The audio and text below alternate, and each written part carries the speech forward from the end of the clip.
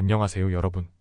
오늘의 기사 내용은 워렌 버핏의 유언과 자산, 신탁계획과 민주당은 바이든 문제를 피할 수 없다입니다. 우선 좋아요 버튼을 누르고 채널 구독 및 알림 설정 또 잊지 마세요. 여러분의 관심과 지지가 저희에게 큰 힘이 됩니다. 첫 번째 기사 내용은 세계적인 투자자 워렌 버핏의 최근 발표에 대해 이야기해 보겠습니다. 워렌 버핏은 버크셔 해서웨이의 회장 겸 최고 경영자입니다. 그는 1,300억 달러에 달하는 버크셔 해서웨이 주식을 보유하고 있는데요. 이 엄청난 재산을 어떻게 분배할지에 대한 계획을 밝혔습니다. 버핏은 그의 재산 대부분을 자녀들이 감독하는 새로운 자선 신탁으로 투자할 예정입니다. 그의 세 자녀 수지 하워드, 피터 버핏은 이 자산을 관리하게 되는데요. 그들은 자선 목적을 만장일치로 결정해야 합니다. 또한 그는 자신이 수십억 달러를 기부했던 빌 앤드 멜린다 게이츠 재단에 대한 기부도 종료될 것이라고 밝혔습니다. 버핏은 게이츠 재단은 내가 죽은 뒤 돈을 받을 수 없다고 명확히 말했습니다. 버핏은 이미 자신이 경영해온 버크셔 주식의 절반 이상을 기부했습니다.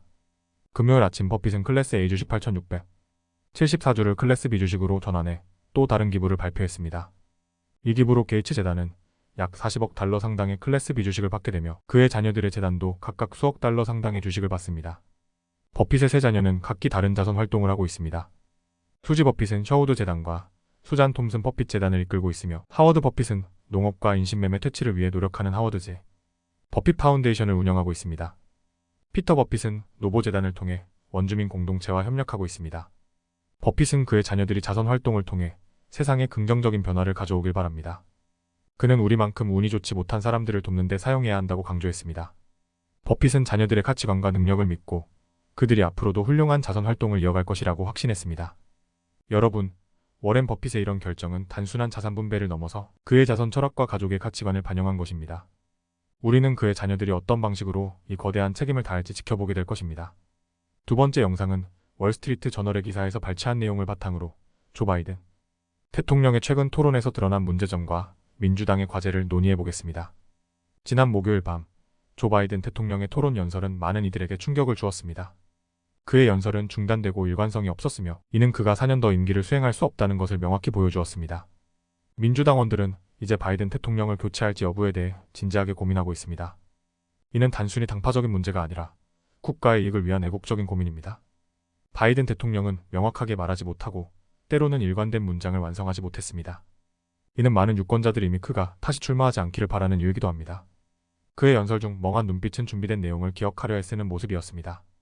반면 도널드 트럼프 전 대통령은 인플레이션과 경제에 대해 강력한 입장을 취했습니다. 그는 바이든의 정책을 인플레이션의 주요 원인으로 지적하며 자신의 경제 성과를 강조했습니다. 트럼프는 2017년 세금 인하와 코로나 이전의 경제 성장을 연결지으며 세금 논쟁에서 승리했습니다. 또한 바이든의 아프가니스탄 철수와 블라디미르 푸틴의 우크라이나 침공 사이의 연관성을 주장했습니다. 트럼프 전 대통령은 질문을 회피하고 과장된 발언을 했지만 대부분의 경우 바이든 대통령의 기록을 공격하는 데 집중했습니다.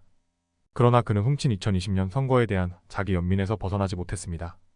목요일 이후 민주당은 바이든이 당 후보로 나설 경우 트럼프의 책임이 중요하지 않을 수도 있다는 씁쓸한 진실을 마주하게 되었습니다. 트럼프는 활기차게 보였고 유권자들에게 코로나 이전의 경제를 상기시켰습니다. 반면 바이든은 푸틴이나 중국의 시진핑과 맞서기엔 연약해 보였습니다. 민주당원들은 이제 바이든 대통령을 다시 출마하도록 허용한 이유에 대해 자문해야 합니다. 그의 쇠퇴를 숨길 수 있다고 생각했던 것은 분명 이기적인 행동이었습니다. 민주당은 이제 바이든 대통령에게 물러나기를 요청할 용기를 가진 인물이 있는지 고민해야 합니다. 이는 국가와 당을 위한 최선의 선택일 수 있습니다. 바이든이 물러난다면 민주당은 새로운 후보를 찾는 동안 일시적인 혼란을 겪겠지만 이는 더 나은 선택을 할 기회를 제공합니다. 오늘은 여기까지입니다. 다음 영상에서 더 유익하고 흥미로운 내용으로 찾아뵙겠습니다. 이 영상은 투자 의견이 아닙니다. 매우 감사합니다.